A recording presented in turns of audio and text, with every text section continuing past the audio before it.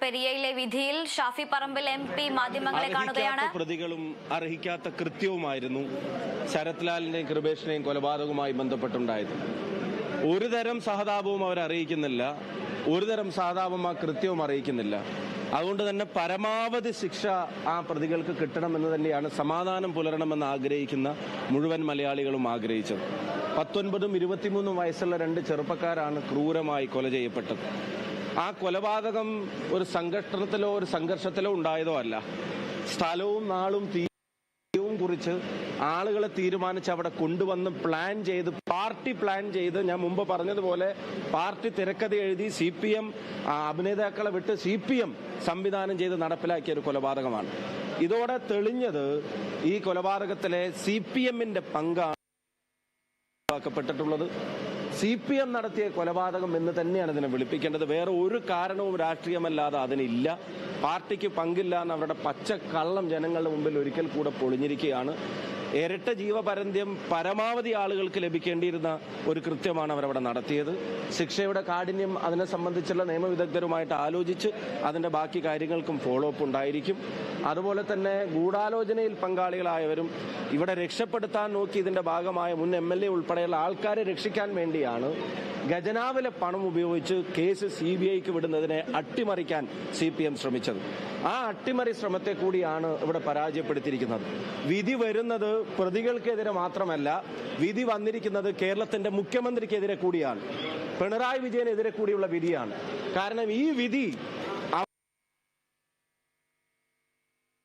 ആ മുഖ്യമന്ത്രി പദവി ദുരുപയോഗം ചെയ്ത് ജനങ്ങളുടെ നികുതി പണത്തെ ദുരുപയോഗം ചെയ്ത് ഈ ക്രിമിനലുകളെ രക്ഷിച്ചെടുക്കാൻ ശ്രമിച്ച അദ്ദേഹത്തിനുള്ള തിരിച്ചടിയാണ്, പിണറായി വിജയനുള്ള തിരിച്ചടിയാണ് ഈ വിധി എന്ന് പറയാതിരിക്കാൻ കഴിയില്ല.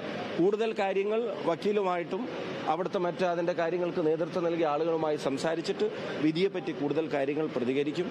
എന്താണെങ്കിലും ആ കുടുംബം അനുഭവിച്ചത് ഇത്രയും നാള്, അതുപോലെ തന്നെ ഈ കേസുമായി ബന്ധപ്പെട്ട് പറ്റിയെടുത്ത ഒന്നും അവർക്ക് ലഭിക്കാതിരിക്കാൻ കാണിച്ച ജാഗ്രത ഈ കേസിന്റെ ഉടനീളം അത് കണ്ടിട്ടുണ്ട്. CBI കോടതിയിൽ അപ്പിയർ ചെയ്ത വക്കീൽ ഉൾപ്പെടെയുള്ള അഭിഭാഷകരുടെ ടീം അവരെല്ലാവരും നീതിക്ക് വേണ്ടി കഠിനമായി അധ്വാനിച്ചിട്ടുണ്ട്. കേരളം കാത്തിരുന്നതാണ് പരമാവധി ശിക്ഷയുടെ കാഠിന്യം. അതിന്റെ കൂടുതൽ വിശദാംശങ്ങൾ പുറത്തായാലേ അതിന്റെ കാര്യങ്ങൾ അറിയാൻ പറ്റൂ. ഒരു കാര്യം ഇപ്പോഴും ശ്രദ്ധിക്കുക, നവമാധ്യമങ്ങളിലൂടെ അല്ലാതെയൊക്കെ ഇപ്പോഴും ഈ കൊലപാതകത്തെ ആഘോഷിക്കുന്നവരുണ്ട്, ന്യായീകരിക്കുകയും ആഘോഷിക്കുകയും ചെയ്യുന്നവരുണ്ട്. ഇപ്പോഴും അത് ഈ മരണപ്പെടേണ്ടവർ എന്ന് വിധി എഴുതി ഇപ്പോഴും ആഘോഷിച്ചുകൊണ്ടിരിക്കുക. അത് പാർട്ടിയുടെ ആറ്റിറ്റ്യൂഡാണ്.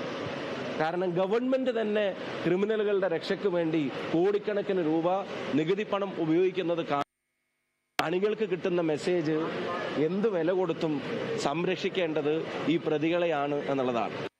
ഗുണ്ടകളുടെ വസന്തകാലമാണ് ഈ ഭരണം എന്നുള്ളത് ഒരിക്കൽ കൂടി തെളിഞ്ഞു. അതിനെതിരായിട്ടാണ് വിധി വന്നിരിക്കുന്നത്. ആവർത്തിച്ച് ഞാൻ പറയുന്നു, പ്രതികൾക്കെതിരെ മാത്രമല്ല, ഇത് കേരളത്തിന്റെ മുഖ്യമന്ത്രിക്കെതിരെ കൂടെ വന്ന വിധിയാണ്. ഇനിയെങ്കിലും ആ ഖജനാവിൽ നിന്ന് ഒഴുക്കിയ സാധാരണ ജനങ്ങളുടെ നികുതി പണം തിരിച്ചടക്കാൻ CPM തയ്യാറാവണം. സ്റ്റേറ്റിന്റെ ഒരു ഗുണത്തിനും വേണ്ടി ചെലവഴിക്കപ്പെട്ട പണം അല്ല അത്, പൂർണ്ണമായും പാർട്ടി ക്രിമിനലുകളുടെ താല്പര്യത്തിന് വേണ്ടി ചെലവഴിക്കപ്പെട്ടതാണ്. അതുപോലെ ഒരു കാര്യം കൂടെ പറഞ്ഞ് ഞാൻ അവസാനിപ്പിക്കുകയാണ്. അവിടുത്തെ വക്കീലിന്റെ കാര്യം നിങ്ങൾക്ക് അറിയാം, CK ശ്രീധരൻ. ഈ കുടുംബങ്ങളിൽ ചെന്ന് ആശ്വസിപ്പിച്ചിട്ടും ഈ പ്രതികൾക്ക് പരമാവധി ശിക്ഷ മേടിച്ചു കൊടുക്കണം എന്ന് ഈ സഹോദരിമാരോട് ഉൾപ്പെടെ പറഞ്ഞിട്ടും പിണറായി വിജയനുമായി ഒത്തുകളിച്ച് പാർട്ടി മാറി, കാലുമാറി, കൂറുമാറി അപ്പുറത്ത് ചെന്നിട്ട് ഈ കൊല്ലപ്പെട്ടവരുടെ അമ്മമാരെ ക്രോസ് ചെയ്യുന്ന തരത്തിലേക്കുള്ള അധപ്പതനം, എത്തിക്കൽ അധപ്പതനം, അതുപോലെ തന്നെ പൊളിറ്റിക്കൽ അധപ്പതനം, ഒരു മനുഷ്യൻ എന്നുള്ള നിലനിൽക്കുള്ള അധപ്പതനത്തിന്റെ അങ്ങേ അറ്റമായിരുന്നു അത്.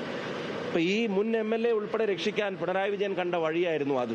CK ശ്രീധരനെ അപ്പുറത്തേക്ക് കാലുമാറ്റുക. അതിനും കൂടി എതിരെയുള്ള തിരിച്ചടിയാണ് ഈ വിധി.